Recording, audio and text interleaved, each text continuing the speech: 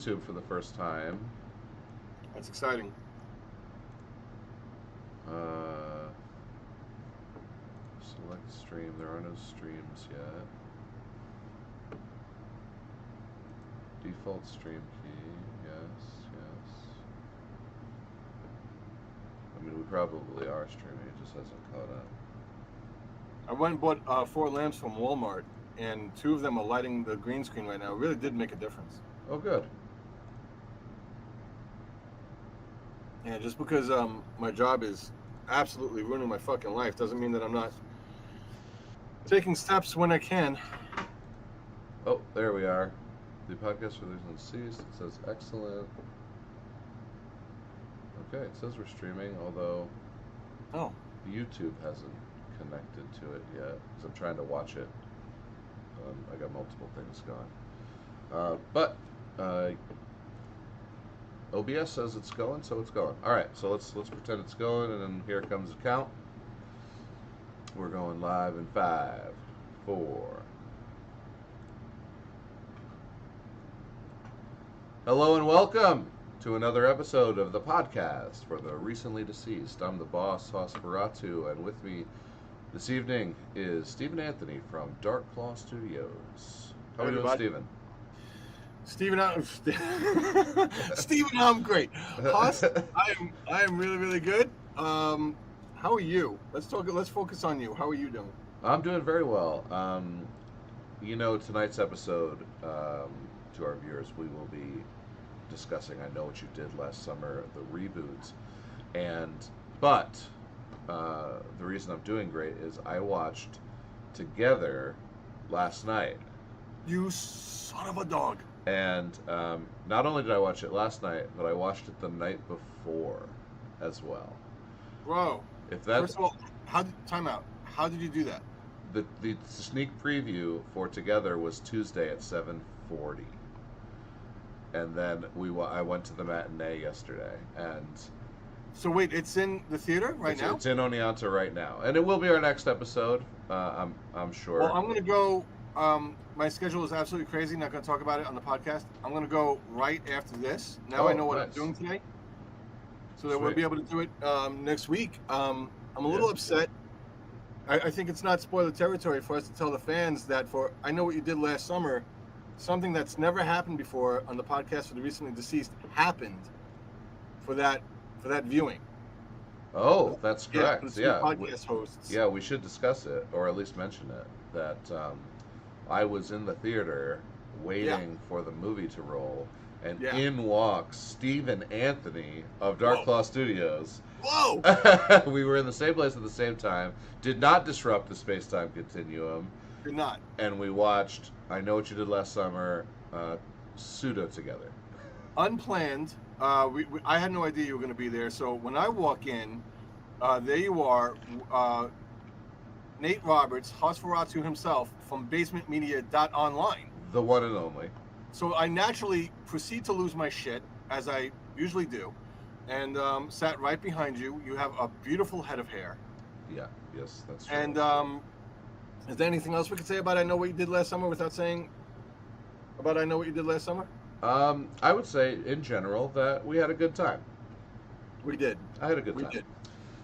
I did whisper into you and Sal's ear before the movie started, because I'm so tunnel visioned when I watch a movie. Like, guys, don't. I was an obnoxious prick. I was like, don't say anything. I'm a dick. I don't want to hear you. I'll fucking slap you. And then I couldn't help but MST3K with my beautiful human that I was with, at least twice during the film, which I'll bring up if I remember when we're going through the timeline of the movie. So I asked you not to do something that I then proceeded to do. So yeah, and that happens during a fun viewing experience, which I'll talk all about next week in Together. I got to have a blast during my second viewing and didn't give too much shits about it because it was my second viewing. So without further ado, so you had an authentic movie experience for the movie that we are not reviewing today. Yes, and then the second viewing I got to have a blast because I was with essentially 3 giggling girls, and they were screaming out loud and all sorts of other things. It was a lot of fun. You know what? That can be fun as long as you guys as long as you got a viewing in, and so that didn't disturb, because I know you analyze and you break down as you watch, Yes. and I cannot wait to hear your analysis of this film. Um, All right. Nate, on a scale of 1 to 10, before we go into our deep dive of I Know What You Did Last Summer, where we break the action, storytelling, and everything else that is involved in the creation of this movie down to its tiniest detail, what score do you give I Know What You Did Last Summer? So real quick, I Know What You Did Last Summer reboot. I have to give it a 6. I do want to say, uh, before we get into spoiler territory, that I do think it is the best I Know What You Did Last Summer property. I think it is better than the entire original trilogy. I think it is better than the TV show. Um, I think if you're already a fan of the series, you're gonna love this movie. If you're like me and you only kind of enjoyed the first movie and didn't like either sequel, and the show was okay, it left a little to be desired, but it went off the rails in kind of a fun way at the end. Um, yeah, I think the long and short of it is, if you're a fan, you will love this movie. If you're not a fan, you'll still like it and have a good time. It was a good slasher. Uh, definitely better, the best piece of the franchise. So, my first question to you is that this is a successful horror movie franchise. It's got several different vehicles out there, 3 movies and a TV show. This is better than all of them, and yet it only ranks a 6 from the Haas. That's correct. That's correct. Because I mean, I still have to rate it as a film, and like as a film, it gets a 6. Um, and then for entertainment value, for nostalgia, to see Freddie Prinze, to see Jennifer Love Hewitt, to see um, SMG, even though she was deep faked. Uh, it was good. It was a nice return to form, um, and and they did it in a really like fun way. Honestly, fun and interesting way. I would say that, um, the primary cast, the three ladies there, they were all excellent. They did a great job, Yeah. and if I had to draw a complaint from it, I would say that the kills were a little weak. Um, there were a handful of good ones, but then they did the choking one, which is always kind of lame in a slasher. It's a missed opportunity for another like good gory kill. Um, Once again, I'll save all that for later. um, yeah, 6 out of 10. My score is for this movie. Oh God, it's a 6. It's definitely a 6. It never really approached a 7. Um, and I don't think that's because my rating of these movies are getting more and more critical as we go along. I would hold it up to Hard Eyes or The Monkey or Until Dawn, which is very similar movies that they're meant to be fun and enjoyed, and you go in and you watch them. Um, yeah, it was great to see Freddie Prinze Jr. His acting was phenomenal. Jennifer Love Hewitt. Is it pronounced Sarah Michelle Gellar or Sarah Michelle Gellar? I say So Geller. I say Geller, or I just the SMG moniker. SMG. SMG. Well, um, I'll just say Geller, and she can correct me. Sarah, down in the comments, just let us know how it's pronounced. Sarah Michelle Gellar. Everybody was great, but so I guess my BTS question that I want to give to you right now is, what could they have done to make this movie better other than punch up the kills a little bit? Is there anything they could have done with either with the script, or do you just want to dive into that when it comes along in the timeline? This is where you could have punched it up, guys, to get it to like. Could this movie have been an 8 or a 9, or is it just the 7 is the best it could have reached? I definitely think it could have hit a 7. I don't know about an 8. With the revenge plot. And I'm not talking. Are we in spoiler territory officially now? Or are Let's we? get out of spoiler territory and let's start reviewing this movie. All right. And let's figure out as we go along how this movie could have been a 7 or possibly an 8, maybe. An 8. Let's see. I think. Nate, how does this movie start? Okay. So it starts with I believe it's the bridal shower. Yeah, bridal shower. Yeah, No, she has like two different bridal events, or is it the and engagement party? I don't really. No, it's got to be the bridal shower, right? I thought the bridal shower is when she gets the note, isn't the? I think Oh, right, right. So the bridal because the shower is bridal the shower stuck out because Brad. one of the characters, Milo, what I think was his name, was like the only guy there at the second time 1 year later. So I think the first one was an engagement party. Yes. Okay. So because it's at night too, and everybody's there, it's definitely not. There's no presents, right? Right. Yeah, no, I So don't. so they're all there. The friends, the group. I think it's like five, and then Well, the movie starts up with what is arguably, like you said, there's three main women in this movie, yeah, and one of the protagonists that we're supposed to care about. Um, the actress did a very, very good job.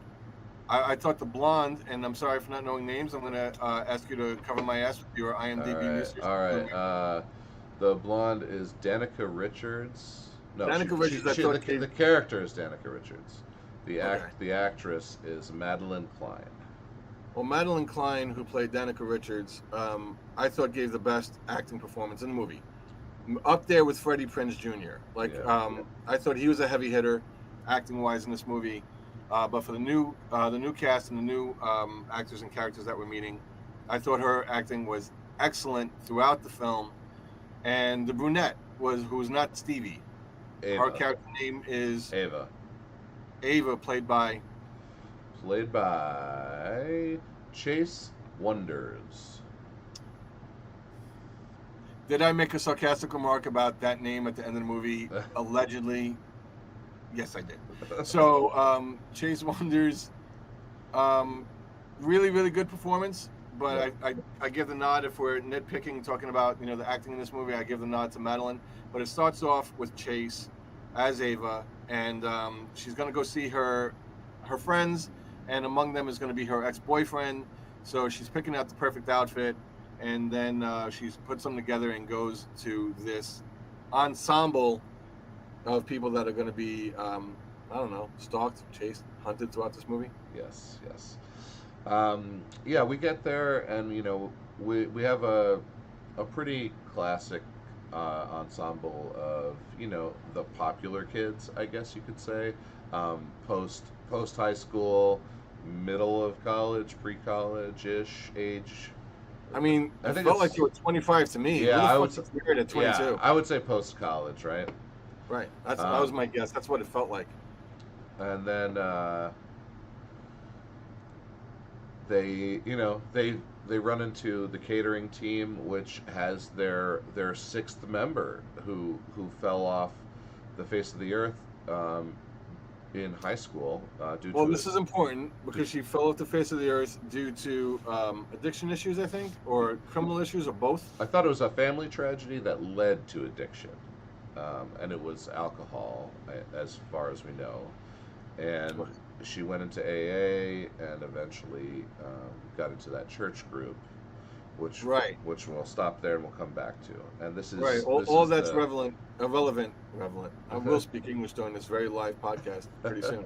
All that's relevant, and she also has, if not a sponsor, a mentor that we will talk about later, I suppose. Yes, right. That'll also come later. Yep. Who's on the straight and narrow path. The narrow arrow. Yeah, the narrow arrow. And they convince her to go on a high ride with them for old times. And so it's all six of them crammed into a big SUV. Danica is driving, and they pull out some joints and they're passing them around, and her husband to be is drinking straight from the bottle, some kind of vodka, I think, and because he is an alcoholic, they've whispered. So I got to say, at this point, the movie did something that I really, really enjoyed, because I don't remember I saw the original. I Know What You Did Last Summer. I didn't see the sequel. I didn't see the TV show, but I obviously know, the paradigm or the construct of the movie that this one's presumably going to follow. So I see Danica driving. I'm like, okay, how are we going to get out of her like feeling guilty and like fucking this up for all of her friends? And the way the crash actually happened, and it having nothing to do with her, I really enjoyed. So I'm going to step up and just say that Yeah. if that didn't happen, this movie probably would have been a 5. Right. Right. Yeah, yeah, I really enjoyed this. It simply wasn't just hitting some guy with your car and throwing him in the water, which is what they did in the Right. first movie, right? Oh, is that what happened in the first movie? I mean, I don't know how much time we want to spend talking about the original. No, no, no. I'm Remember? glazing right over it. Here we go. I'm just moving right forward. Okay, great. So they also this conversation after the truck goes over the bend um, is a very important conversation. Speaks to a lot of their characters. Um, One of them wants to go down and help. I think it's Stevie. Yeah, Stevie. Yeah. And then Ava is like, we have to call the police. Danica even says we have to call the police, but her fiance shuts that down real quick. Her fiance's father is like the rich guy for this town, right? So Right. he He's has one of the oligarchs, and he yeah. pulls the strings of the police chief later on in the movie. And the character's name that is her fiance, because he's a pretty major player. I also thought his acting was excellent. Teddy. Okay, the character's name is Teddy, played by Tyreek Withers. So Tyreek Withers did an absolutely great job here. And listen, let's keep shit real. You're in a car accident. It's pretty fucking brutal. This guy goes sliding into the guardrail. They do try to save him. Yep. They try to pull. Yeah. Yeah. And everything happens. Yeah. And you know he's going to go falling down and going over. And then we don't see him die, so we don't know, who the killer is. Maybe it's him for all the fuck we know. Right. You get into a car accident, and at that age, if you're going to tell me nobody says, let's get the fuck out of here, or make a shady telephone call to the police. Oh yeah, I called them. They told us to leave.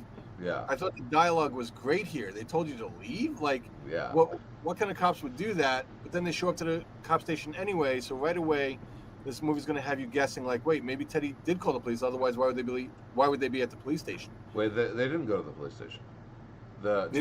Teddy said they were going to go to the police station, and he drove them home.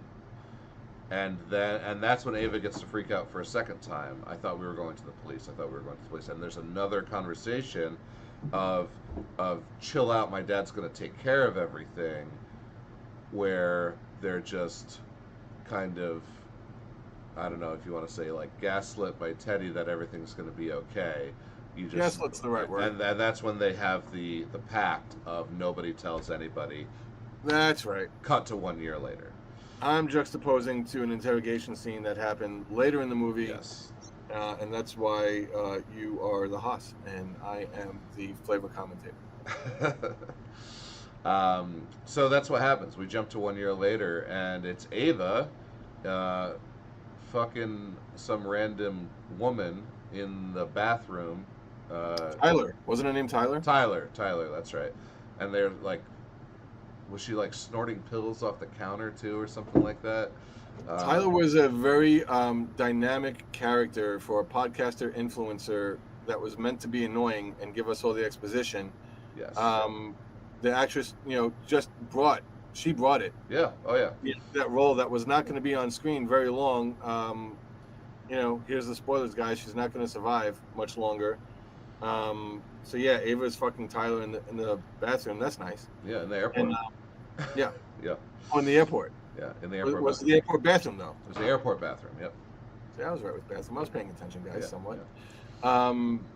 Because she has flown back to this little small town.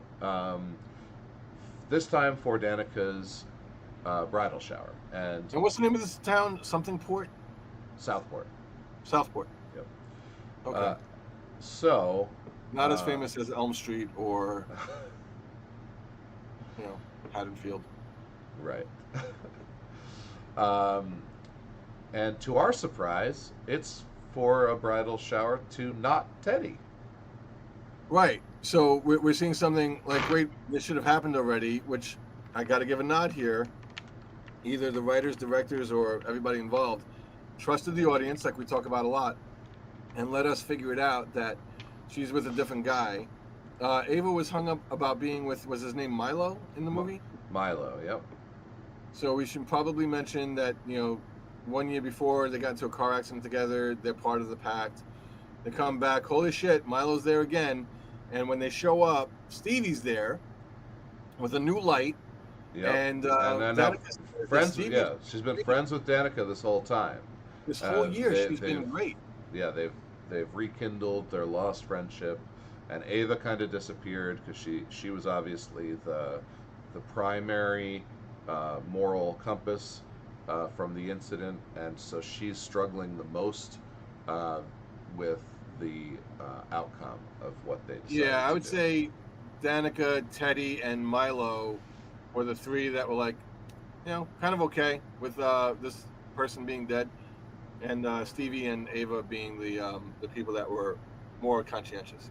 Yeah, yeah. Teddy has issues now, but we don't know if they spring 100% from the incident, and how much of it is caused by Danica leaving him.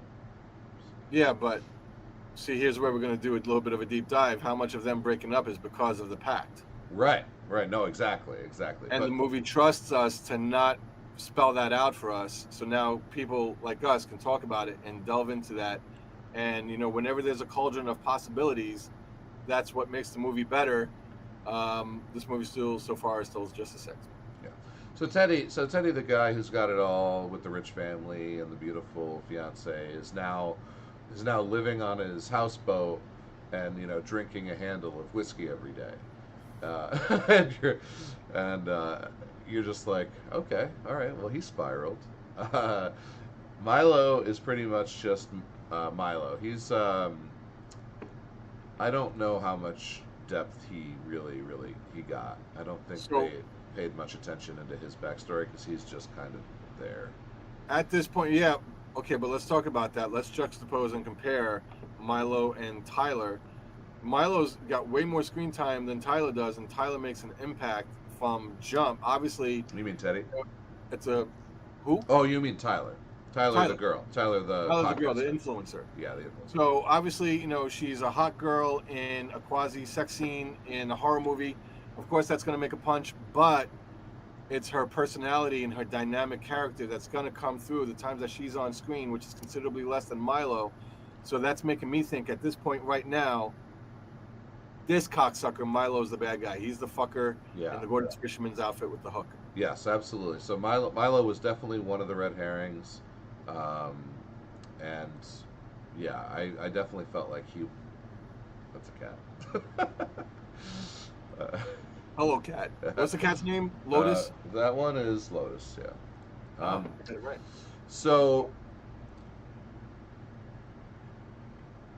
coincidentally, the return to Southport for the um, bachelorette party is also is it an anniversary of the original killings? Well, according to the card that pops up on the screen, it's 1 year later. Is it 365 days later? Right, right. But is it no? I mean, is it an anniversary of the first movie? Um, is it like exactly 20 years or exactly 25 years? Is that the reason Tyler came to Southport to do the podcast about it Yes. at this moment? Yeah, I think it was, right? Yes, it's not an anniversary of the movie per se, but it's an anniversary of the killings in the first movie. Right. It's either 20 or 25th anniversary Yeah. of, she's this podcaster of the gruesome killings, and she's going out there to create content that is nowhere near as elaborate or thoughtful as ours. Yes. Yeah, you get to do that when you're. No, never mind. I don't want to say that. I don't want to be. I know what you said, and everybody who's watching this live knows what you mean. Yeah. So. So what happens next? We go to the bachelorette party, and then there's an after party of just the crew in the house, or because this is where it's not even the crew. Everybody's gone. It's just Danica and her new fiance, whose name is Fish food. Fish food. Is it Wyatt? Could be. Yeah, I think it's Wyatt, played by Joshua Orpin. So he's also, correct me if I'm wrong, but so we're getting a little bit of a recurring theme here. He is an alcoholic. Danica acknowledges that he's an alcoholic, but she doesn't seem to give a shit. Wyatt. Because because she's getting what she wants, needs, is looking for. Is she settling a little bit when she's with Wyatt, and she's we don't know how quasi spiritual she was before, but she's got a guru, a life Right. coach, The and life another coach. asshat, and Yeah. she's going to listen to something on her headphones in the bathtub while he sits down and takes a drink when it's in their kitchen when it's just them at home. Yeah. So she's not going to be able to hear anything that's about to happen, Hoss. Right. I know. I know. It's a perfect setup for the perfect first kill. So Uh, deep dive. If I'm a killer, and I'm not, and and I'm going to kill somebody, am I just prepped for? I might need to kill both of them. And if I'm prepped to kill both of them, why am I content with killing one of them? Is that a weakness in the writing that just Wyatt gets killed and Danica does not? uh, Because if you're prepped for two people, if you don't know she's not going to be there, that means that you're prepped to kill her too. So why don't you kill her? so I feel like this is more to the modus operandi to the killer here, where it's about revenge. So not so she has a not she the killer has a method to their madness where um, they want these people to suffer. So they're going to kill the least important people first, least important to the story first, and kill the most important people last after revealing this is who I am and this is why I'm doing it, and you've suffered so far because of all the other killings. Right. I've And killed the people you care about so that yes, you can suffer because of you have paid the price, and now I can finally kill you. Now that you've felt what I had to feel. Um, So, but that does answer my question. She went in there to kill Wyatt and Wyatt only. yes. They went in there. He They- went in there. Something went in there. Kill to kill Wyatt only. yeah. How does the killer not know that Danica might be, I don't know, sharpening a fucking knife or something in the kitchen? We don't know. I don't think they do know, and this you see this in slashes all the time, where the main character gets in trouble when another character is being attacked, and the killer will catch up to them and just knock them on the head. They can just and then they come to later, and they were And knocked when out. you get Basement Media's horror script green lit and you're getting it made, is that going to be a question that you address, that you come up with an answer? Are you going to force it, or are you going to be like, you know what, there's an answer out there, we don't need to present it on screen, let's just keep it moving because it's a fun horror movie, let's not worry about it too much? Well, I will simply say that it's a little Bond villainy, and I don't think I'm gonna suffer from that trope. When the killer has an opportunity to kill somebody, they kill them. It is not um, you know I'm gonna wait till the last minute. That's how killers lose. That's how killers don't succeed, and how they die before the end of the movie or before they finish their revenge plot is by leaving people alive when they should have killed them, because their desire to make them suffer was greater than their desire to kill. Okay, so, but this is something that Bring Her Back did so very well. The villain was fallible and they were human and they made mistakes along the way, despite how methodical and logical and insidious they were, and they incur injuries, once and shit starts to unravel. Can we, in a fun popcorn horror movie, just once have somebody bump into the killer on their way out and have them address it, have them deal with it? That would be nice. It's Just an idea to throw out to you guys. an accidental kind of, oh, I didn't know you were gonna be here, and the killer just like stabs him in the gut and leaves him. That would be nice. That would be a And then cool. have that become part of their unraveling, or not, if not their unraveling, something that the protagonist can then exploit later on in the movie because they had this unexpected thing, because that's called life. Can we add just a little bit of realism? Right. And that would have been something that would have cranked this movie, for me, up to a 7. Oh yeah, yeah, and that's the innate, or not innate, inherent problem with a slasher, is that they're just not quite realistic. Like, maybe the first murder, but by the second murder, we're talking swarms of cops. Third murder, we're talking FBI. You don't get to go on a spree killing that doesn't last, a couple hours in one night. Um, you don't get to go on a spree of serial murders over days or even a week or weeks, like without every single like resource that we have in the United States being dumped on you. So I'm going to play devil's advocate for the film here because Southport is run by an oligarch who wants to increase the tourism, and their concern is to put, a media job on this and silence everything and control the narrative. Yeah, And so the police chief is in the pocket of the oligarch, and he's going to try to gaslight Freddie Prinze Jr.'s character when he shows up, Ray. right. When he shows up to the town hall meeting to discuss this. Everybody's got their own agenda. Ray doesn't want the events from 20, 25 years ago to be forgotten. He's kind of looking in the past, Yep. and he's, justifiably upset about it. The kids are freaking out that they're being hunted and they know it. And the police chief, he wants to make all this go away. And Teddy's dad is like, nothing to see here, folks. Everything's fine. You can't compare some guy who was a derelict driving a stolen car to what happened to Ray 20, 25 years ago. Right. Well, okay, so I get that they did a great job of giving us the reasons why in this movie. I think it's still unrealistic. No, I'm gonna push back a little bit because All in right. today's world, we see that all the time, man. The podcast for the recently deceased is a horror review. It's not a political commentary unless it's something that's a metaphor or something that's unspoken in the film. This might be that where what? Hey guys, pay attention. Sometimes the people in charge don't give two shits about you, and they don't care about your truth, your horror, what you're going through. They're going to put the story out there that they want to put the story out there for, and the reason is money.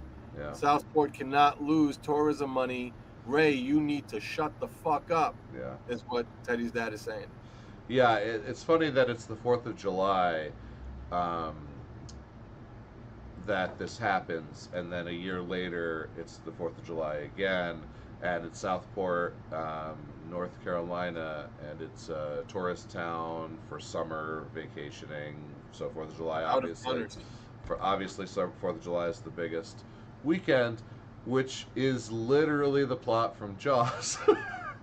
And they do the same thing, where the police chief and the mayor, which in this case we could say is Teddy's dad, the oligarch, are conspiring to. Well, no, not the police chief. The police chief is the only one who's trying to shut down the beaches Right. in Jaws, and the money isn't letting him because of the money. So is this an homage to Jaws, or is this just a finite number of? I think it's a I think they knew it. I think it was a reference. Okay. Yeah, I don't think they there's no way they didn't know. I mean, I didn't know. I'm gonna watch Jaws eventually. I think it's the 50th anniversary is the second week of August. It's coming back to theaters. And we got a show coming up in August that I'm definitely going to pay attention to very, very shortly. But when we were in Connecticut for StokerCon, there was a person there wearing a T-shirt with a quote from the movie that got the movie quote correct. What was that Jaws quote? Do you remember? Something about a bigger boat? Yes, and the quote is, "You're gonna need a bigger boat. As opposed to. We are gonna need a bigger boat." That's what. So that's people that think. Mandela effect, right? When people think that Darth Vader said one thing to Luke Skywalker, but he actually said something else, but everybody believes the wrong thing, even though we've all watched that movie 5 million times by now. Right. He never says, "What is it, Luke? I am your father." Right. He says, I think he just says, "I am your father." Yeah, Yeah. something like that. Um, yeah. So yeah, that's how Empire Strikes Back is connected to Jaws, which is connected to Know What You Did Last Summer. The When reboot. during this town hall meeting, shit gets shut down. Yeah, and it's actually not a reboot. I guess they call these requels when they're like a whole new cast reboot, but they actually still are a pseudo sequel attached to previous lore. So it's a requel. I misspoke when I called it a reboot. Um, I'm good. yeah. Steven's like, it's a movie. I don't know what the fuck you're saying. It's a bad Steven impression. All right. I mean, the energy was on point. The cadence needed a little bit of work. Okay. So what do we have here? He's dead, and this is when they go to. Oh wait, no, she got the letter at the bridal shower, and that's when she shut it down. Yeah. Yeah. So she's doing the gifts part. So that's how we get reintroduced to Teddy. She gets this note.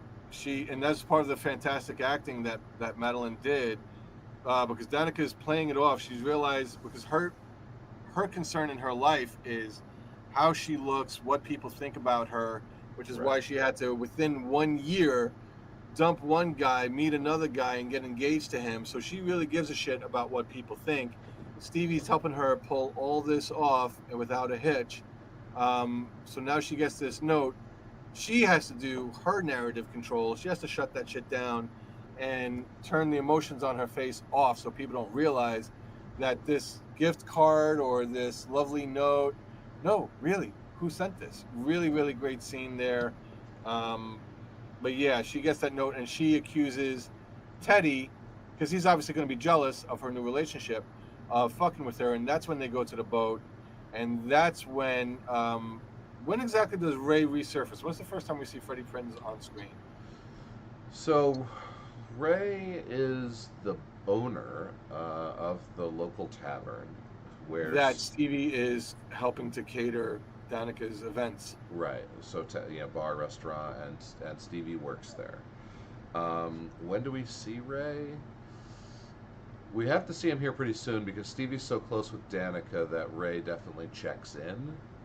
Right. I don't know exactly.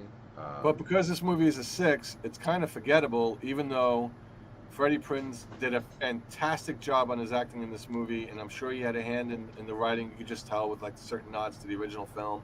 There's a really fun Scooby-Doo reference in the movie, so I'm sure he had like a hand in that. He was definitely a major player in getting this movie done. Yet, do we remember 1 week later? And it was 1 week later, when he pops up on screen. Not exactly, but for the fans of this franchise, it's a pop and it's a lot of fun to see. Freddie Prinze got older, but damn, he still looks good. Yeah, I was very surprised actually at how good Freddie Prinze looked. Is he married to Sarah Michelle Gellar in real life? Yeah. They've been married since like Scooby-Doo 2 or Scooby-Doo 1 in that Wait, era. there was a Scooby-Doo 2? Yeah. Fun fact, Matt Damon didn't think Good Will Hunting was going to do very well because it was being released the same weekend as Scooby-Doo. Oh. Yeah. Trivia for you. Yeah. Well, today it wouldn't do well because people don't go watch dramas. They go to watch movies with capes in it. Show me a good drama that's intelligently done, and I don't think it has to go straight to Netflix. I don't know. I'll give me Shawshank Redemption. Give me Green Mile. Sure. Give me Good Will Hunting. Give me. I don't know. Yeah, it has to be good. Well, I mean, Affleck also did a few, like Argo was really good. Argo is fantastic. Yeah. The Town is more action and more like. Yeah, but The Town was also really good. I was great. I was surprised. I did not have high hopes for it, but it was good. I love Jeremy Renner in that movie. I love that scene when Ben Affleck comes in. He's like, "All right, I need your help. We got to go do something, and you can never talk about it. You can never ask me about it." And Jeremy Renner's like, "Whose car we taking?" I love it. Oh yeah, it's a great scene. It's that Ben Affleck's going to put that DNA and he's going to imprint it whatever he works on, where there's just an unbreakable bond of friendship in each movie. Oh yeah. And that relates to I Know What You Did Last Summer in no fucking way whatsoever, because these friends are going to unravel faster than dog shit. And here's another prime example of how good this movie was. As we continue to talk about other movies. All right. Which happens from time to time here in the podcast for the recently deceased. Bring Her Back, we didn't do that. Until Dawn, we didn't do that. Bring Her Back was almost 2 hours long. and I don't think we had a single digression of that episode. So hour and 50 minutes. Our Our podcast was 2 hours long. our podcast was 20 minutes longer than the movie, and Oh shit! we didn't have any sidebars. That's how locked in we were talking about Bring Her Back during the Bring Her Back episode. I'm really looking forward to Together in Weapons to hopefully unseat your number one positioning that's in. Rule of Jenny Penn is still my number one for those just catching up, just tuning in, or following up on the previous episodes. Go check them out. Yeah, Right there. especially the Bring Her Back episode. It was very, very. We did a very good job there. Okay. Well, kudos to us. So What Freddie happens Prinze next? shows up. Hans, what? Were you saying something, or did I cut you off, or did you? Oh, I said what? So what happens next? What happens next is Freddie Prinze shows up. He shows up we're at the town hall meeting. I think that has to be the intro, right? When he shows up and he makes that pop of an entrance. Oh, sure. The town hall about the murders. So we don't put it together yet that he's the owner of this bar, that Stevie works there. We don't get their mentor-mentee relationship because It's going to be after the second. Dad that he was going to look after her, and he's a good guy, and It's going to be after the second victim, though, that the town hall happens. So who was the second victim? So Wyatt was the first. It Tyler. was Tyler. It was Tyler. So all right. So let's fast forward real quick because we did digress. Let's go back to bachelorette party. She gets the note that says, "I know what you did last summer." The whole group of friends go to Teddy's houseboat. Now Teddy's clued into what's going on. Accuse him of writing the note. He's like, "No fucking way. I'm not a piece of shit." Go back to Danica and Wyatt's abode where Wyatt is dispatched. Then we do have some cop stuff, but because it's just the first murder, it doesn't get too involved. I have to interrupt your timeline, even though we covered it, didn't cover it, and I know you're nailing it down. When Wyatt gets killed, does that get a hot thumbs up or a hot thumbs down? Oh, the kill itself? Yeah. Oh, it was a definite thumbs up. Yeah, I like this kill. Yeah, this is a good kill. Then we go to Tyler, who has been. So this is the next day, and now we get some scenes of her. She's doing this podcast about the original Southport. So this is where we get the exposition. We get filled on all the story. You may not know if you're a young viewer and you didn't grow up with the franchise, or you didn't go do your homework before you watched this movie. Don't worry about it. Tyler's going to tell you everything you need to know, and she's going to take Ava to one of the key locations in the original film. But when Tyler and Ava get to this location, they of course get attacked by the man in the fisherman's slicker with the hook. And where I'm going to ask again, Tyler gets killed, Ava does not. Right. At this point, how much of a 7 going down to 6 effect is there from them apparently saving Ava and Danica from getting killed? Well, they do a couple things here, because I believe it's Stevie who rescues Ava at the glass door to the bar, because Ava's like, the door won't open, and Stevie comes and opens the door. Stevie does rescue Ava. Yeah. So that takes Stevie off of our suspect list, unless there are 2 killers, which I didn't hate. Which is part of the reason this movie got a 6 for me, was the second killer and the second killer's explanation. It kind of ruined some stuff for me. I understand why they did it. They did give good reasons for it. I still didn't enjoy it. Yeah, Hard Eyes also sucked because of that. Stop doing that shit, guys. If you're gonna make us figure out who the killer is, have it be one fucking killer. Right. Because we'll never solve the mystery if there's 2 or 3 killers. Yeah, bullshit. So that's like, wasting our brain power while we're trying to absorb a movie. It's very cheap. So now that we have the second kill, then we get the town hall. Then we get why, Danica, you were at the scene of a murder. Ava, why you were at the scene of a murder? Let's bring you guys in for an interrogation. So that there's an interrogation scene there. What was that mousetrap thing that Ava got caught at when Tyler was getting killed in whatever that location was? They're like some machinations that came right down. Came down, yeah. Mousetrapped right over her.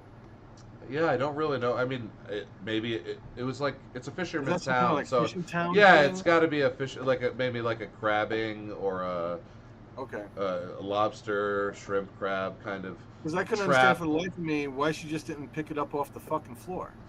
I'm like, what's this thing locked into the floor? Like, Yeah, what? just lift it up. Yeah. Well, Just lift yeah, it up. yeah. Maybe she wasn't strong enough. I don't know. Come on, Ava, put your back into it. God Yeah. damn it. Yeah, I mean, she could just throw her body into it, knock it over, and crawl out backwards.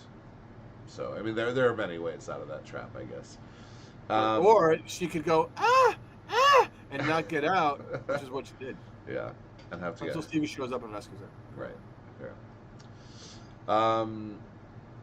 So, to be honest, the timeline at this point is going to get a little hazy until we get closer to the end for me because I did only watch it once a week ago, and Don't expect me to remember. I've watched a much better top five kind of We're not going film. to talk about that. I We're not going to know. talk about that. Yeah, I know. Okay.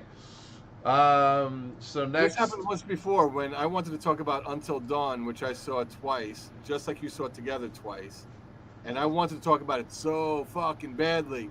And we talked about whichever one came before Until Dawn, whatever that movie was. I think it was Clowns in the Cornfield. yeah, Clown in the Cornfield. Clown in the Cornfield. Which I was telling my beautiful human the other day, that movie has legs. Yeah, I don't think I Know What You Did Last Summer has the legs Clown in the Cornfield does. So, Clown in the Cornfield doesn't have the benefit of having a successful franchise backing it up. did we talk about Clown being a book though? You may have mentioned it in the initial podcast. It is a book, and the third book is out. Like just came out. Like it's a new release. At least a couple months ago, a new release called Clown in a Cornfield 3. So there is a novel series that they're actually going to be following, which that makes me even more excited about that franchise. Yeah, but they did it right. This movie. We're going to talk about it at the end, and hopefully we're not going to go down a tirade that's too fucking deep. I'll just try to be succinct when I say the bean counters fucked this movie up. The accountants fucked this movie up. So we had to save. At this point, my suspension of disbelief is being pulled away because Ava's alive, Danica's alive. Ugh. Milo's still alive. Teddy's still alive. Is alive. Jennifer Love Hewitt's alive. Yep. It's like, God damn it! This is a horror movie, and I do appreciate what you said. The killer has a motive of revenge, and they're hurting the main people by killing people that they love and care about. That only goes so far before my mind says, okay, we're keeping these people alive for a reason, and the reason is the sequel, the money. The money, yeah. Just make us care about one other fucking person and kill him, and that's not Milo. Right. Should have made us care about Milo, and I wouldn't be bitching. Yeah. So, and speaking of Milo, he is the next victim. Good. So now, after the town hall, the surviving friends are at. Oh my God! Is this the first time it's ever happened? That's the first time. Holy shit! While we're live. We're live. Okay. Okay. Well. So. I'm gonna unplug this motherfucker. The core group is gathered at Danica's. I think without Teddy? No, with Teddy. Teddy is definitely there. Oh yeah, because they split up in twos. Teddy and Danica go into Danica's bedroom, and Milo and Ava go into another room to have a conversation, where Milo is not getting what he thinks he should from Ava, so he wants to go out to his car, or he's like going somewhere to look for something. Yeah. They have it was supposed to be a sexy scene, but it didn't happen. He felt bad. I think she tried to she said something like choke me. Yeah. Which after the events from 1 year ago, it could freak anybody out like in a normal scenario, but what the fuck is going on in her psychology? So that gives this movie a slight uptick, a psychological nod. But he goes out, and at this point I'm thinking, okay, Milo's getting a lot of screen time. He's about to die. Yeah. And he does. Yeah, he does. Excuse me. And it's the worst kill in the movie. So he's looking for something, and he needs a lighter, I think. So he goes out to his car to get the lighter, and lo and behold, the slicker man is there with, I think he does the plastic bag over the head, or was it a rope? I think it might have been a rope. I can't even remember. All I know is they cut away before he dies, and I'm like, okay, so either he's, they're gonna set him up for one of those visual things, or we're supposed to forget about it or whatever. And I guess they find him in the back of his car later. So I think that was a failed. Okay, so that's why we don't see him dying on screen, so that we can get The gross out of the body with right, the and the strangulation extra layer of marks. horror of other Yeah, people discovering it. yeah, Good intention. yeah, yeah.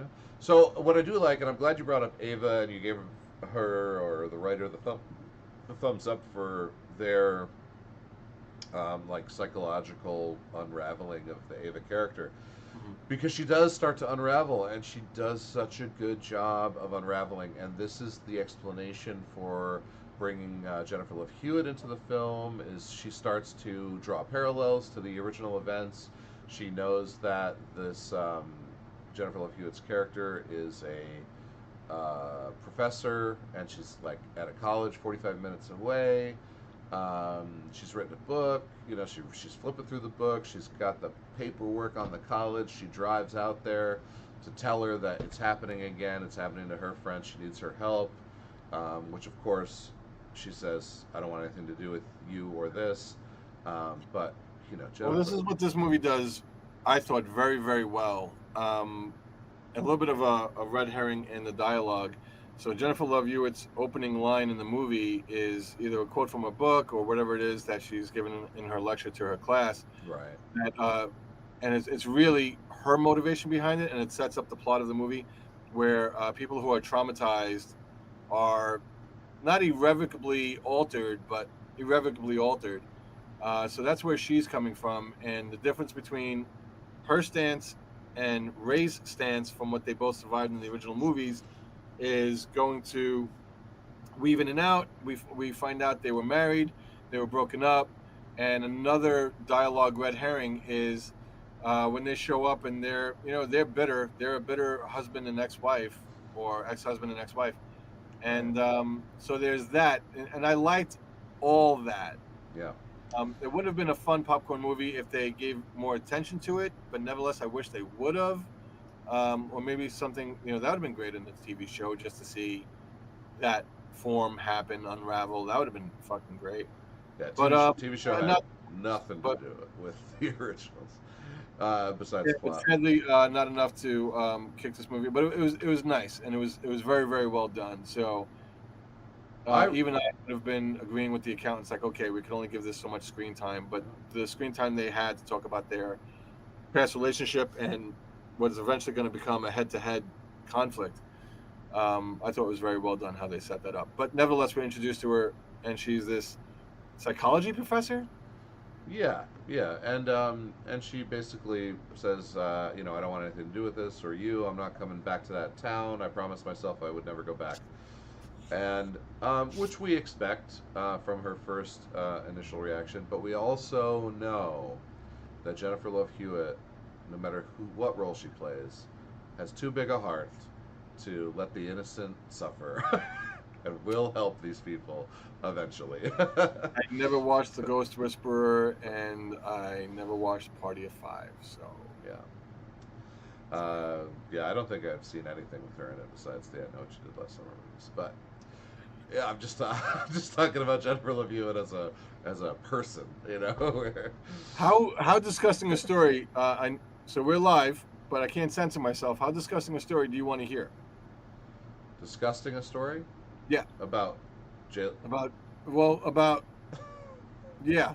So bleep this out later. And for those of you watching it live, go you. I got a friend of mine who has a fiance who has a fleshlight that he named Jennifer because he's in love with Jennifer Love Hewitt. Oh, okay. All right. That was not as disgusting as where my brain went. That's a fine story for the podcast. I'll leave it in there. uh, Only quality content here at the yeah, podcast. that's true. That's right. That's right. Okay, so she gets back, and I believe this is when Teddy is going to be the new target, and I don't know where he gets attacked either. Well, Teddy and Danica go to because they're going to start their investigation. They're going to try to figure it out, pick up where Right, Tyler right. left off. That's right. And they're going to go to a cemetery, and they're going to try to get security footage. The That's guy right. Yes, yes, is going to yes. get killed. Also, real quick, let me interject that Danica was a crooker queen. I hope I'm saying that correctly. That's important. Because With who else was also a crooked queen? Haas? Sarah Michelle Gellar. Her character, Helen Shivers. Helen Shivers. Yeah, so this is where, first of all, what a terrible fucking last name for a horror movie character. Shivers. What a terrible first name, Helen. I mean, I know it's 1997, but come on. So, yeah, Helen was not a popular name in 1997. It still isn't in 2025. No, it hasn't come back yet. So yeah, I guess that answers our question. Between 97 and 2025, the killings were 25 years ago. Yeah. So Sarah Michelle Gellar popped up so many times in this movie, and I mentioned this to you when we walked out. Before she shows up on screen, I'm like, they better write this woman a check. Like, they better not, we own the rights to I Know What You Did Last Summer, and we could, pull as much original footage as we want because you signed the contract that said in perpetuity. Right. No, fuck you, do the right thing. So, again, that's where I think Freddie Prinze had an imprint on this film. And he got his wife, to show up on set, which was nice. Yeah. And they do it in a dream sequence that Danica has, Crooked Queen to Crooked Queen. Yes, that's correct. And that's the most actual SMG we get is through Danica's fear, fever, dream, fears, whatever. Because I think it happens 2 times, but it might only happen 1 time where we actually get like a full embodied Sarah Michelle Gellar, either deep faked or de-aged. It looked like deep faked to me. I don't know. It's hard. It was either deep faked or an excellent de-age, but like we were talking about, we both speculated that Sarah did show up for the shoot for them to assist them with doing that, kind of very similar to the way the actor who originally played John Connor showed up. I forgot the actor's name. Furlong, Edward Furlong. Eddie Furlong, yeah. Yeah, so they did a fantastic job with the technology there, but apparently they spent all the money on de-aging her or deep faking her or whatever, so that when she gets all corroded and shit, can I see some special effects from the 70s, please? And fucking you. Like, it was so bad. It was so bad. It was so bad. Like, all the kills were practical effects and good, good gore. But then you have this terrible live decomposition in a dream, and it looked like it was a TV show budget that created that. Yeah, it was bad. So bad. Yeah, maybe they saved it for last and ran out of money. Who knows? Bad. Not good. Yeah. Definitely. What could they have done to make this movie a 7? Nail that decomposition. Nail it. Yeah. Do something. Give a shit. I know what you didn't do last summer. Pay attention to the fucking budget. All right. So they do get attacked in the graveyard, yeah? And is this where Teddy dies? Is this where Teddy gets it? I don't know. I don't remember. We're gonna say Teddy dies here because we are definitely coming up on the climax.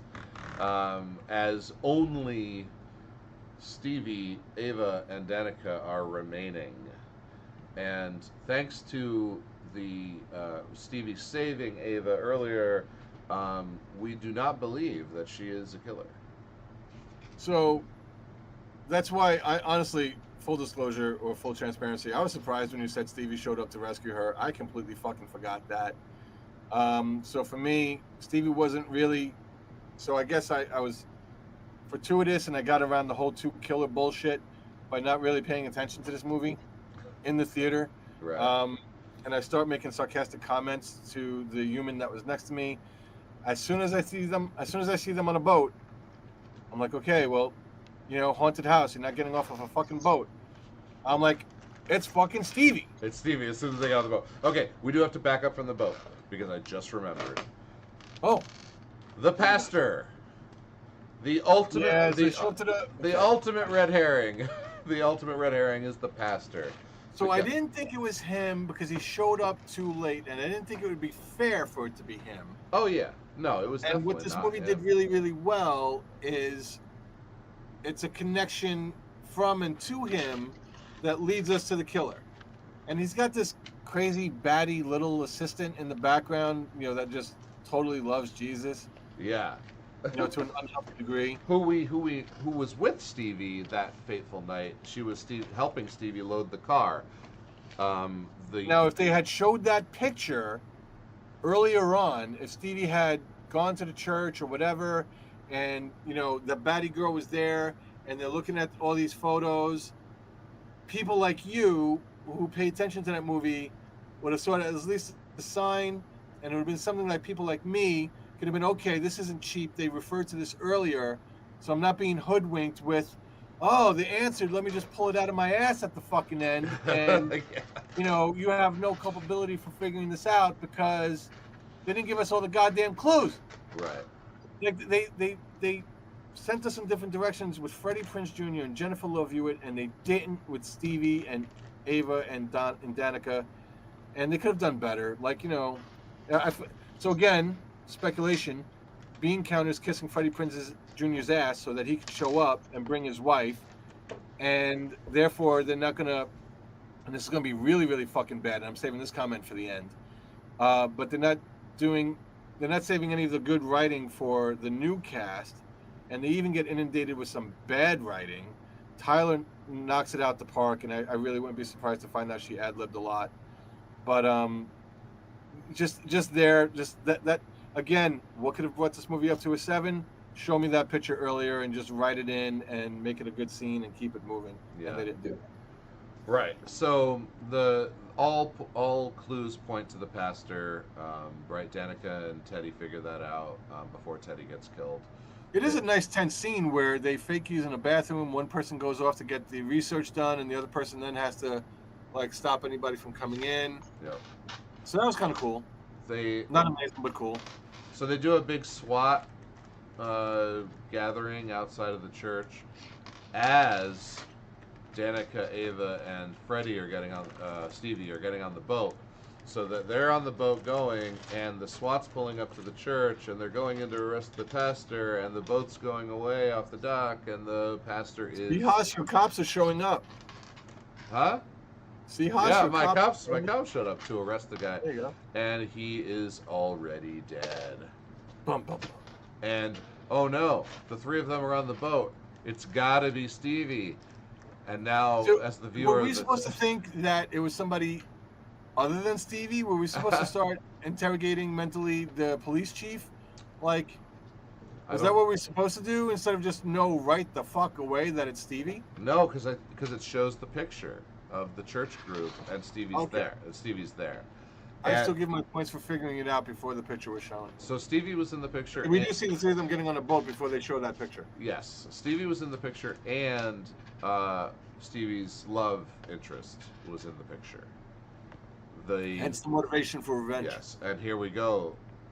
Because viewers. Is it Stevie's boyfriend or love interest true love. Her true love. So how the fuck does she not recognize this guy when he's in the truck about to fall over the rails, or did she? She did, which is why I'm going to flash back to what I said at the beginning.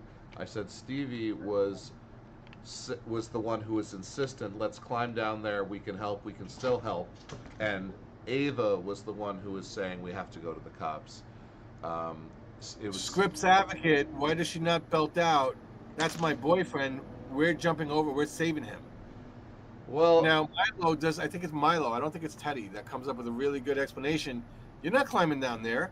Right. That's rocks down there, and that's a surface. Like, you're not getting down there. Yeah. Which did they run out of money that they couldn't fucking a nice Scorsese shot and just going over the guardrail and showing us from the other point of view of that steep, unclimbable or unrepellable surface would have been nice, because it would have set that up. It would have set up the whole plot even better. Thing they could have done number 4 to improve this movie that they didn't do. Yeah. So all she definitely recognized was that it was the pastor's truck. So there's a good chance she thought it was the pastor, not her love, who died. Oh, look at Haas coming in for the rescue with his That's very possible. formidable memory and ability to analyze and call out Steven's calling out of the bullshit. Well done. Yes. My point still stands. I would want that camera shot overhead. All right, Back to the Future. We are on the boat, and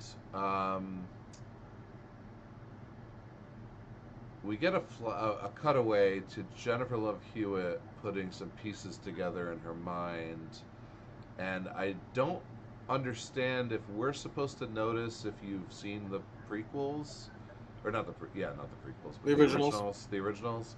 Are we supposed to notice too?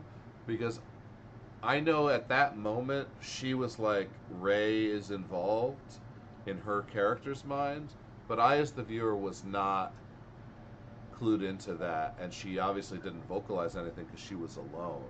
But she goes straight to the bar, right? I didn't realize that Freddie Prinze is bad guy number 2, and I really, again, I like that. That's one of the things that lets me know that he was involved in the making of this film. Like, okay, I'm assuming he was one of the good guys in the first movie, so to make him a villain here, it sounds predictable and it sounds formulaic. It's actually not. The way that it was executed, his motivations that he started off with at the town hall meeting is prevalent and it's real, and it gives credence and weight to what Jennifer Love Hewitt's opening about trauma and how they both came out of it and just went in somewhat different directions, and neither one of them are twisting their mustache and figuring out how to hurt people until Stevie shows up, and Ray is so engrossed in his vision, promise, or commitment to help her that he does help her, and that's how the trauma affected him.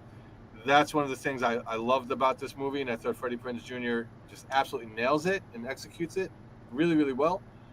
But I didn't figure out until it's Ava and Ray after, right? I think it's after Stevie falls off the boat because she's obviously dead now. Yeah. She gets So by Ray. yeah. So Ray is chasing the boat down with his own little motorboat, because they're on a. Being how I time jumped a little bit, why? Why is he doing that? So Yeah. so my thought is he's going to save Stevie, right? Okay. Right. He's going to save Stevie. He thinks Stevie's in trouble. He doesn't know who's on the boat, and because I don't think Ray's the villain still. You know, I was. Why? And he's obviously coming to the rescue. Yeah, he's coming to Stevie's rescue because of their connection, and but at the same point in time, like, I know Stevie's the bad guy, and then I'm like, oh, Ray doesn't know that she's the bad guy. This is going to be awesome. And he's going to fucking shoot her. This is going to be awesome. So we get there, and yeah, he shoots her, but he obviously shoots her in the shoulder, and she jumps in the water, so we know she's still alive. And then, Which, by the way, I'm going to save my commentary for when it actually happens. But let's just star this fucking moment. yeah, yeah. So then he has a showdown with Danica and Ava, which I honestly. Well, is it Danica or is it just Ava? I thought it was just Ava. Oh, Danica's on the boat too, right? Oh no, one of still them on the boat. One of them might get knocked out for like quick, like he just like whacks Danica in the head, and it's her and Ava. And she's just not. Yeah. Somebody's still on the boat. Yeah. You're gonna have to take it from here. I have no idea. So honestly, the boat like confuses me. He comes to the rescue. Well, I'll tell you what. Let's do it this way. Here's my recollection of it, and you fill any holes that come to mind. Well, hopefully, it pops he comes in to there. the rescue, shoots Stevie. Stevie falls off the boat. What the fuck happens to Danica? I do not know. It's Ava and Ray in his bar, and she starts to know what. Okay, now it's obvious that Ray is assisting her, supporting her, mentoring her to an unhealthy degree due to the trauma that we talked about. Right. And I think that's when Jennifer Love Hewitt shows up, and they have their head-to-head of how they processed, someone knowing what they did many summers ago. That finally comes to a head. All that is awesome, and somewhat formulaic. She says, "Okay, then why don't you just do it?" And he's about to fucking kill her. And whoa, that would have been awesome.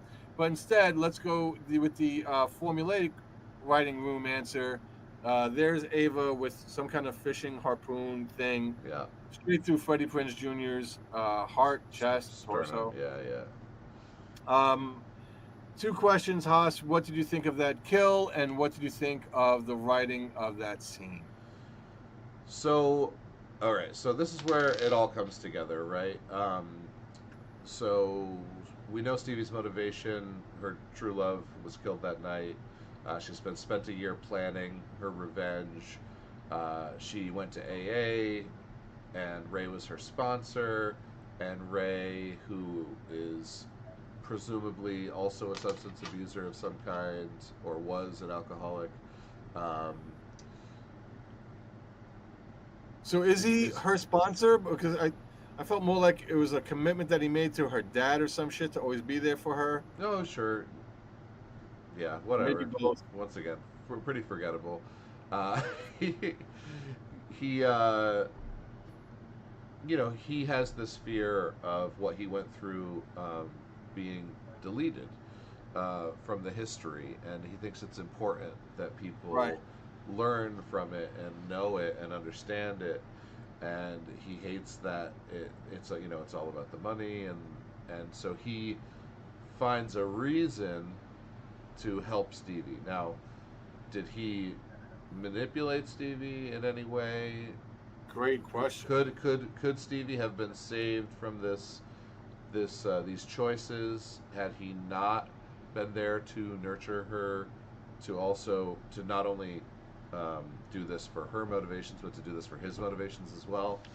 Right. Um, these And are we got to give a nod there to the writing, to the psychology behind that. Ultimately we see Ray's trauma going up against. I'm sorry, what's Jennifer Love Hewitt's character's name?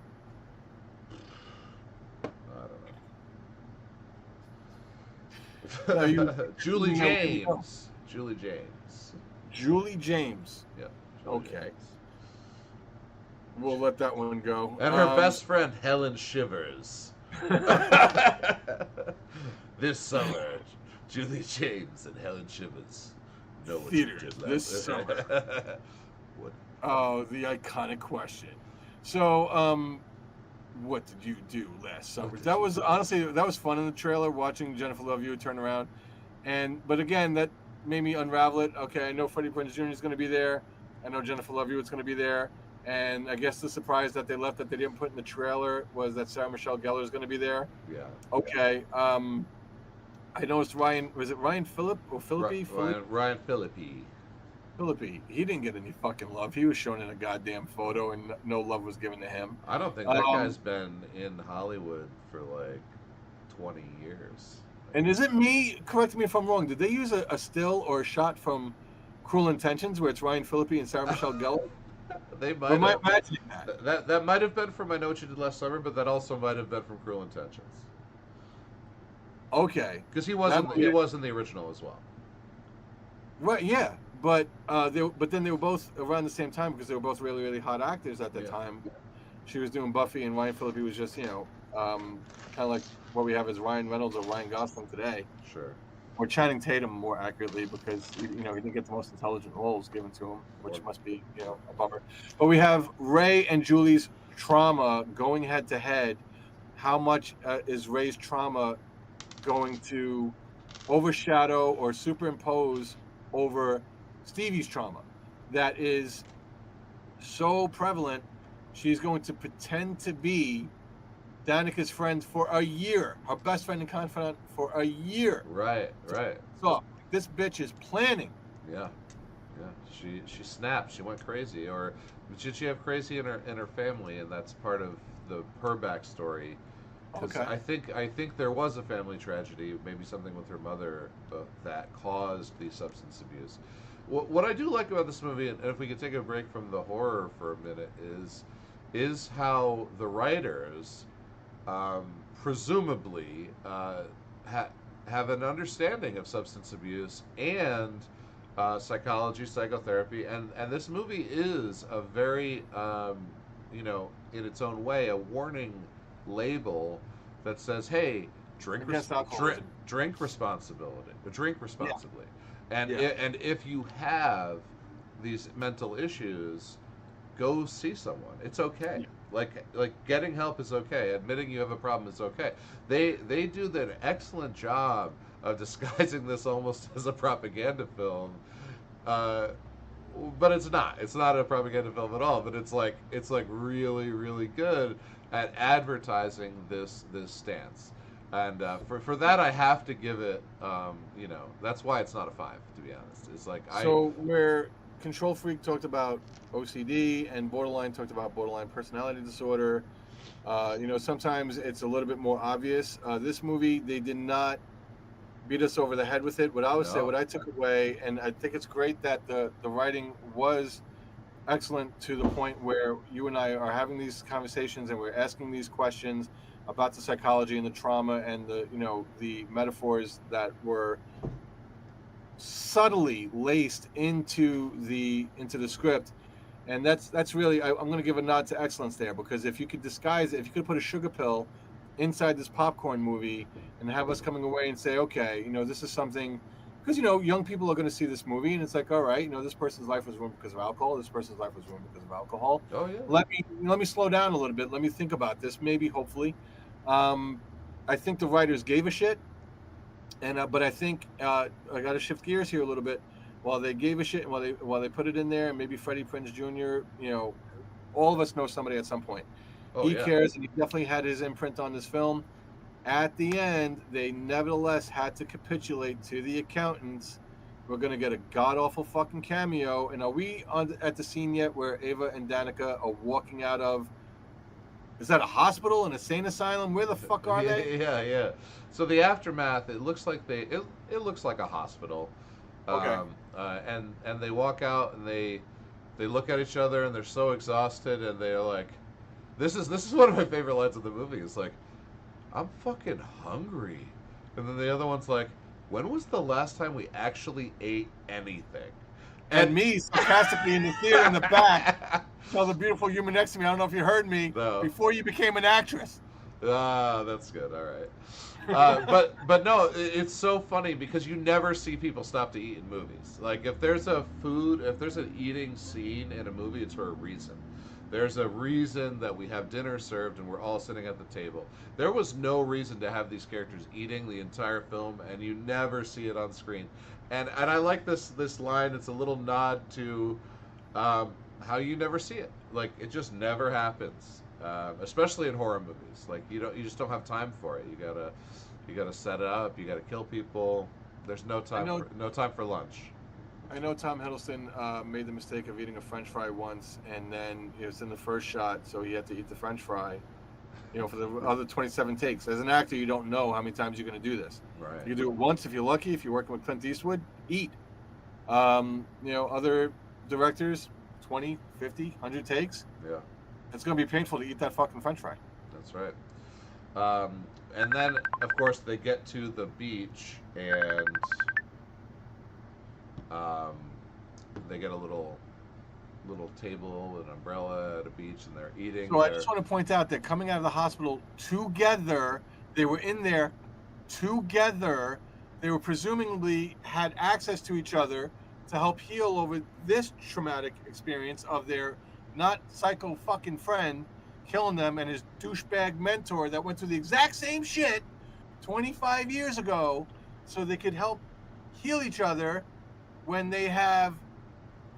Do you want to give more of what's about to happen before I really fucking complain about the worst line of dialogue that sunk any prayer this movie had of being a 7 or an 8? No, I got nothing. They were just sitting at the table eating their fast food. Ava turns to Danica and says, after they're talking, hubbubaloo, bullshit, whatever, blah blah, set up the sequel. Oh, I forgot to tell you, or I never told you. Let's go with I forgot to tell you. I forgot to tell you, Stevie's still alive. What? Right. Stevie's still alive. Yeah, because she took the shot in the shoulder. Well, You didn't mention this the entire time you're in the hospital, or you just found out this morning and your line of dialogue is not, oh my God, you're not going to believe what I just heard. Yeah. What the? Yeah, yeah. Sunk it. And if the cameo after the after credit scene did not completely punch me in the dick, this one did. It's like, oh hey, we have all three women, which again, my reverse engineering. Why are we keeping these women alive? Uh, because we want them for the sequel, and it's Right. so it leaves such a bad taste in my mouth. I know what you did last summer 2 is going to come out. Maybe Jennifer Love Hewitt will make a Another cameo. Maybe she appearance. won't. If she gets the paycheck, if not, they'll write her out. Who gives a shit? Just oh God, fuck you. Make a good product. Make a good product, and then get in the writers' room and figure some shit out, Yeah. and make it tangible and make it rational, and have your audience show up for that. Don't spoon feed us this shit. So is Jennifer Love Hewitt and Brandy gonna be in this in the sequel? So that was Brandy, wasn't it? Yeah. He's the one that sang "This Boy Is Mine," right? I have no idea, but I It can was like say a I'll big. say I think so. Yeah, it was her and like another really popular R&B singer at the time that did "That Boy Is Mine." I didn't recognize her. I knew she was from the original sequel, but I never watched it. And I was like, okay, there's this beautiful black actress on screen, and about to be visited by a beautiful white actress. This has to be a nod to the Yeah. original sequel. Well, we bring them both back, and we bring back Ava and Danica and Stevie for the sequel. You know, the writing's going to be way worse, but you know, we'll watch it and we'll tell our viewers what we thought. Will we watch it? Because there's some movies that we go to watch, and then you watch it, and then you tell me it's so fucking bad we can't watch it. Well, you know what? If you live the life of luxury that I do, Yes. and we could do this like twice a week or literally whatever we want, or kept like a crazy tight schedule where we were like 7 p.m. prime time Tuesdays and Thursdays live on YouTube, That is the dream. we would do all of these movies, even the shitty ones. But at the current rate of schedule, I think we have to do the big stuff. And God bless you. Thank you. God bless you, Nate. So, is it a girl power thing? I know I'm going to sound like a misogynist douche. Just by saying that, yeah, just by saying that you do, so you can say anything you want after it. But it's not that I know that you're not. I Five just women know, are alive, no fucking men, and it's like it's the reason why I asked the girl power question. Julie shows up, whatever Brandy's character's name is. So sorry for not knowing. It was like literally something I would have written when I was 9 years old, and I was writing my version of superhero stories. Good guy shows up number 1 to good guy number 2, and good guy number 2 says, "Nowhere near a cool Jeremy Renner. Whose car are we taking?" It was who do we have to fuck up? So bad. Carla Wilson is the character name. Yeah. Paula, your heart's in the right place. but your writer's head is not.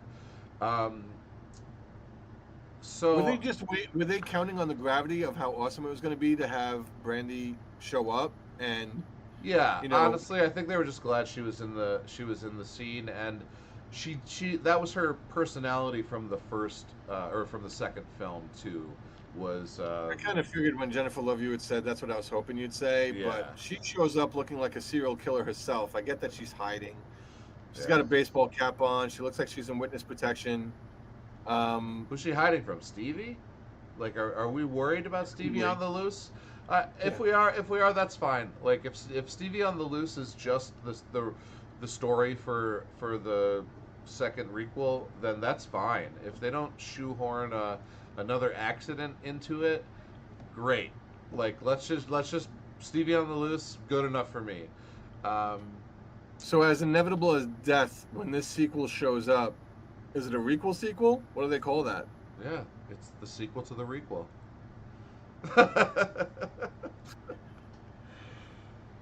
Okay. You heard it here first, folks. So Haas, normally we'd stick around for BTS. My life being on that hectic schedule, Not happened today. sometimes at BTS we pop up with stuff that we forgot to mention. Is there anything we forgot to mention about this film before we give our final analysis? I want to do post BTS in the middle of it? What did we forget? What did we leave out? You know what I'm going to do? I'm just going to give my wrap up, and if anything new pops out, so be it. Great. All in all, this is kind of back to the summary at the beginning, but here at the end, now that you've gotten to hear what we have to say, don't let the fact that I gave this a 6 detract you from seeing the movie. It was fun. It was worth it. When I got out of the theater, I was happy. I did not want my money back. I was smiling. It was a fun experience, a good time with friends. This was not 825 Forest Road, and this was not like, oh, this is bullshit. It was enjoyable. I think your objections, like my own, are just what we always complain about, the Hollywood influence and the bean counter account influence on the movie. Yeah, I hate to see a movie cheap out with some bad effects, especially when the practical effects are better. I know they're more expensive and harder to shoot and blah, blah, blah. But, you gotta put your love into what you create. It's obvious that you don't love your project when you don't put the care and the time into it.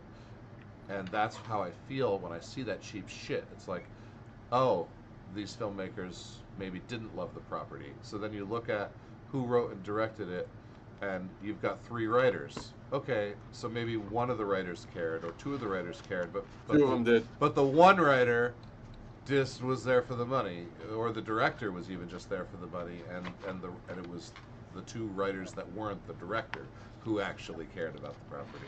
So is Freddie Prinze Jr.'s name in the credits anywhere? Producer, executive producer, anything like that? I don't see the full credits, but I mean there are. Because I think he loved this movie. So this was essentially written and directed by Jennifer Caton Robinson, and then so she's a writer credit and a director credit, and then there's 2 other writer credits, Sam Lansky and Leah McKendrick. So, well, Hensel, all the girl power. Yeah, I'll be a misogynist, Dick. But like, check yourself. Like, I don't know. Yeah, well, so I mean, horror.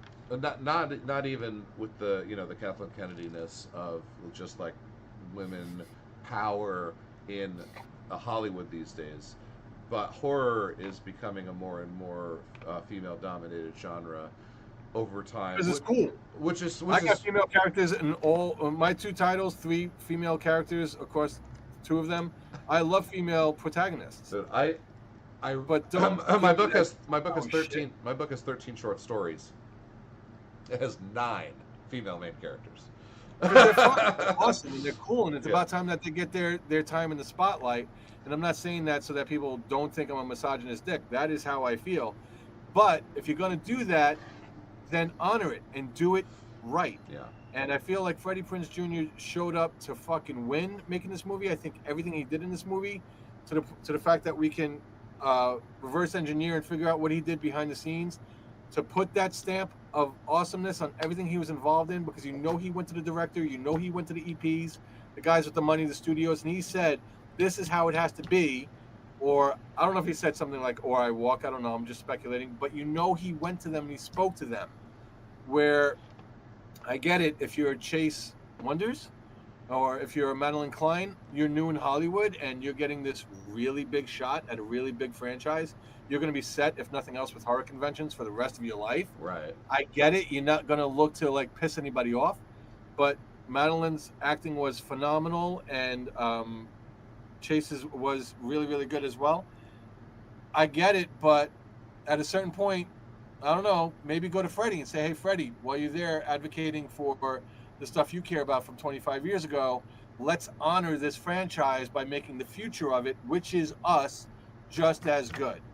And that didn't happen. Yeah. That god-awful line of dialogue, it ruined for me what could have been a really, really fun experience. I would have taken the after-credit scene as a cash grab, and I would have been okay with it. I would have swallowed it. Fuck. You guys do? Run out of time? Like, what happened? I Know What You Did Last Summer, the requel. I gave it a 6. I Know What You Did Last Summer. I refuse to use that fucking word for all the reasons I explained and really want to beat this podcast over the head with, I gave it a 6. I'm Hasfaratu, the boss. I'm Stephen Anthony from Dark Claw Studios. We'll see you next week. And that's Nathaniel Roberts from BasementMedia.Online. Yeah, BasementMedia.Online. Live Stephen. podcast of Recently Deceased. All right. We need to work on our outro and figure out who's going to say what. We should write it. We should write our intro, write our outro, do it the same thing every time. That's what professionals do. Yeah, we are writers. But then we are writers. But would that then be just as canned as that god awful line, and just as canned as that after credit scene? Isn't this better where it's authentic? I like it better. That's why I never wrote one. Well, you know what? I think we should just go to the Palo Alto system, where I hold up my Palo Alto, which is around here somewhere, and we got to figure out a way to, like, maybe when I do this, that means I don't know. All right, I'll hold up my phone to show that I've gotten like 4 missed calls in the last 5 minutes. I got a missed call on my landline a while ago. That was fun, guys. And I gotta go. All right, so thank you for tuning in. And next episode, which, we don't normally say that at the end of an episode, but keep your eye out for Together. The Haas is excited, and Haas, thank you for having me on. This has been awesome, man. All right, see you guys next week. See you later.